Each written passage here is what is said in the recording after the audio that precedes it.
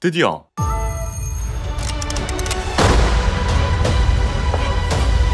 게임 준비가 완료됐습니다.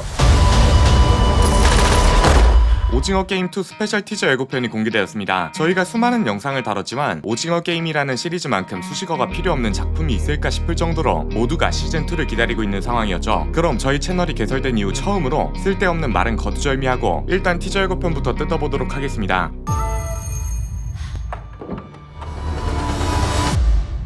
이번 예고편은 충격적이게도 성기훈을 직접 찾아온 프론트맨의 모습으로 시작합니다. 성기훈은 오징어 게임에서 우승했지만 게임 참여 트라우마로 인해 한국을 뜨려했죠. 그런데 하필이면 그 타이밍에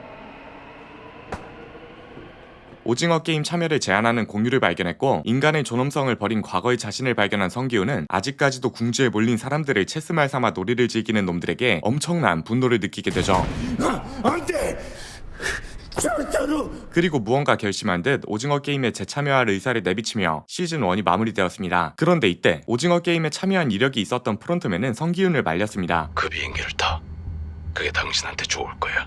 그럼에도 불구하고 성기훈을 직접 찾아간 프론트맨의 모습은 꽤나 충격적으로 다가오죠.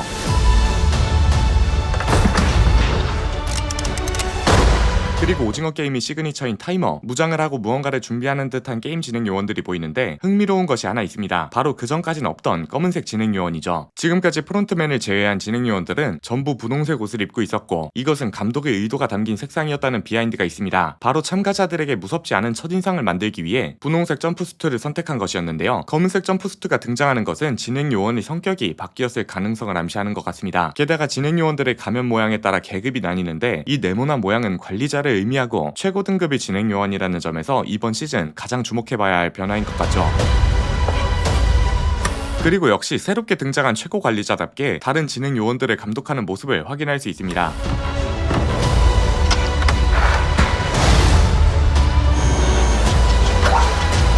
여기서 빠르게 지나가는 장면들이 있는데 조금 천천히 살펴보면 한 관리자 등급의 진행 요원이 스텝 온리라고 적힌 문을 통해 클럽 내부로 향하고 그 안에서 성기훈과 마주한 것을 알 수 있습니다. 이때 성기훈의 귀에 이어폰이 꽂혀 있는 것이 보이는데 뒤에 다른 사람들 또한 가면을 쓰고 노는 것이 보이죠. 이는 가면 파티가 열린 클럽에서 성기훈이 다시 오징어 게임에 초대되는 과정인 것으로 추정되고 있습니다.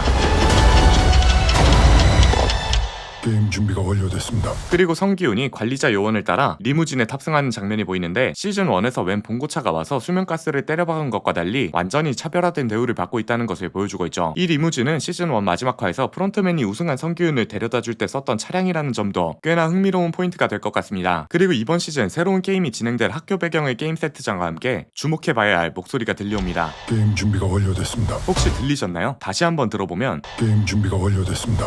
왜 그랬어? 희한하게도 프론트맨에게 게임 준비 완료 보고를 하는 인물의 목소리가 변조된 목소리임에도 불구하고 성기훈 목소리와 많이 닮았다는 것이 느껴지는데요. 진짜 이번 시즌은 큰 거 한 방 기다리고 있을 것 같습니다.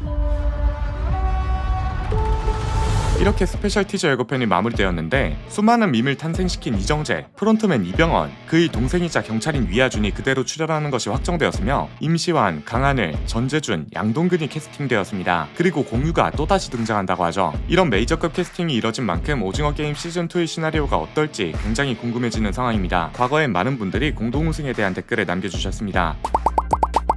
과연 오징어 게임 시즌2는 공동 우승이 유력할까요? 그 가능성은 굉장히 낮습니다. 먼저 공동 우승이 논란이 된 가장 큰 이유는 바로 이 장면에서 찾을 수 있습니다. 녀석의 게임을 모두 이긴 분들께는 그리고 작중 등장하는 몇몇 게임들은 다 같이 협력한다면 다수의 승춘자가 나올 수 있었습니다. 이 두 가지만으로도 관객들은 다음 시즌에서 공동 우승이 얼마든지 가능하지 않을까? 라는 생각을 하게 되죠. 그렇다면 같은 게임이라는 가정하에 협력이 가능한 시나리오를 만들어 보겠습니다. 무궁화 꽃이 피었습니다는 모든 참가자들이 벽에 붙어서 뛰어간다면 움직임을 최소화할 수 있죠. 달고나 뽑기는 모두가 쉬운 모양을 고르는 쪽으로 협력할 수도 있고 줄다리기와 구슬치기는 무승부를 만들면 다른 결과가 나올지도 모릅니다. 징검다리는 모든 생존자들이 손을 이어잡고 맨 앞의 사람이 유리를 하나씩 밟아가며 안전한 유리들만 찾아낼 수도 있죠. 마지막 오징어 게임에서도 참가자들이 합심하여 무승부를 만들어낼 수도 있습니다. 그런데 이렇게 무한 긍정회로를 돌려도 이 시나리오가 불가능하다는 것은 모든 분들이 알고 계실 겁니다. 오징어 게임에는 타이머가 굉장히 자주 등장하죠. 그리고 첫 두 게임인 무궁화 꽃이 피었습니다와 달고나 뽑기를 보면 정해진 시간 시간 내에 성공하지 못한 참가자들은 무자비하게 살해당하는 것을 확인할 수 있었죠. 시간 내에 성공하지 못한다면 죽는다는 것을 쉽게 알 수 있습니다. 그런데 어쩌면 이것은 게임 주최자가 의도한 것일지도 모릅니다. 무궁화 꽃이 피었습니다와 달고나 뽑기는 성공과 실패 두 가지밖에 없습니다. 그런데 줄다리기, 구슬치기, 오징어 게임의 경우 성공과 실패가 아니었죠. 그럼에도 불구하고 모든 참가자들은 시간에 쫓기며 주최자가 의도한 대로 둘 중 하나가 죽는 게임에 참여한 것이고 결국 우승자는 단 한 명만 나온 것이죠. 그런데 생존자가 다수인 시나리오에는 두 가지 전제 조건이 필요합니다. 하나는 이번 시즌에도 같은 게임이 등장하고 그 게임에 참여했던 성기훈이 또다시 게임에 참여해서 다른 사람들을 도와줘야 한다는 것입니다. 하지만 그것이 불가능하다는 것은 드라마의 한 장면을 통해 알 수 있죠. I'm dying to know what this next game is.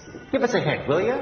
이 장면을 보면 주최자들이 게임을 처음 본 것처럼 반응하는 것을 알 수 있습니다. 다시 말해 모든 서바이벌 게임은 회차별로 다른 게임들이 등장했다는 것이죠. 그리고 이번 시즌에도 새로운 게임의 등장이 예고되고 있습니다. 시즌 2에서는 새로운 게임들을 여러분들이 많이 보실 수 있을 거예요. 그러나 게임이 다르더라도 이미 우승 경력이 있는 성기훈이 참여한다면 결과가 다르지 않을까라고 생각할 수 있습니다. 하지만 두 번째 조건으로 인해 그것이 불가능하다는 것을 쉽게 알 수 있죠. 공동 우승의 두 번째 전제 조건은 주최자들이 정해진 게임에 개입하지 않아야 한다는 것입니다. 그런데 그들은 생존자를 단 한 명으로 만들기 위해 크게 개입하고 있죠. 주최 측은 생존자들 사이에서 불신이 생기도록 단체 살인의 판을 깔았고 모든 살인을 눈감아 주었습니다. 또한 징검다리 건너기에서는 협력하는 모습이 보이자 조명을 꺼버리는 선택을 내리기도 하죠. 마지막으로 기대와 달리 3명이 살아남자 생존자에게 의도적으로 칼을 쥐어주며 단 2명만 살아남는 상황을 유도합니다. 물론 참가자들의 선택에 따라 결과가 바뀔 수는 있지만 주최 측은 단 한 명만 생존하게 만들기 위해 수단과 방법을 가리지 않고 게임에 개입할 것입니다. 최종 우승자 명단이 전부 한 명이었다는 것이 그것을 증명하고 있죠. 시즌2는 당연히 다른 게임을 선보일 것이고 주최 측은 또다시 생존자를 단 한 명만 남기려고 할 것입니다. 그리고 시즌2 성공을 위해 제작진은 변화구를 고민하고 있죠.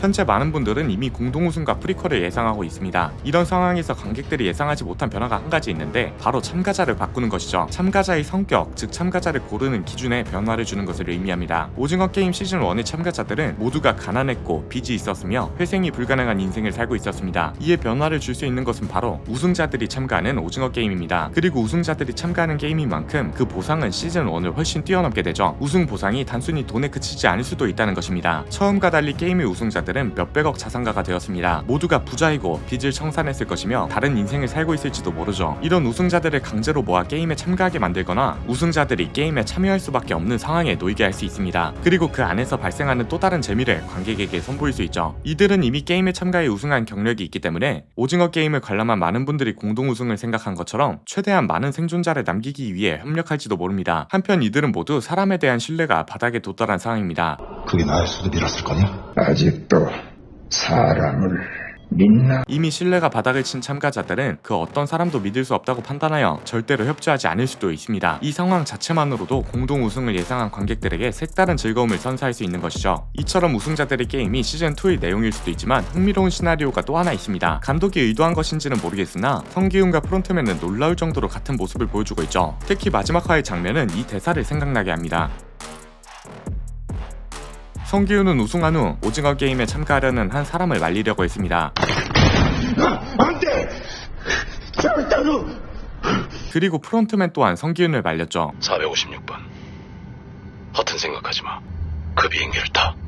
그게 당신한테 좋을 거야. 이 장면은 프론트맨이 마치 과거의 자신에게 말하는 것처럼 보입니다. 자신 또한 가난한 상황에서 게임에 참가해 우승했고 성기훈처럼 화가 난 채로 게임에 다시 참가했으며 모종의 이유로 지금의 자리에 있게 되었습니다. 그리고 자신과 똑같은 길을 걷고 있는 성기훈을 말리는 것이죠. 그리고 공유라는 배우가 이렇게 간단하게 쓰인 것이 의아한 상황입니다. 그는 엘리트처럼 묘사되는데 작중 엘리트 역이었던 조상우 캐릭터와 유사할 가능성이 있고 그런 캐릭터가 이전 회차에서 우승했다는 점을 암시하는 것일 수도 있습니다. 성기훈과 유사한 이병헌이 프론트맨이 된 것처럼 조상우와 유사한 공유는 다른 회차에서 우승한 후 참가자들을 모으는 역할을 맡게 되었을 가능성도 존재합니다. 현재 많은 분들이 시즌2가 프리퀄이 될 것으로 예상하고 있는데 실제로 오징어 게임의 황동혁 감독은 더 타임즈에서 시즌2를 만들게 된다면 경찰과 관련된 이슈를 다룰 것이라고 언급했습니다. 이를 통해 경찰을 준비하던 중 오징어 게임에 참가했던 이병헌과 경찰이 되어 그를 쫓는 그의 동생 황준호의 이야기를 기대해 볼 수 있습니다. 오징어 게임 외에도 제가 개인적으로 기다리고 있던 작품이 있는데 바로 지옥 시즌2이죠.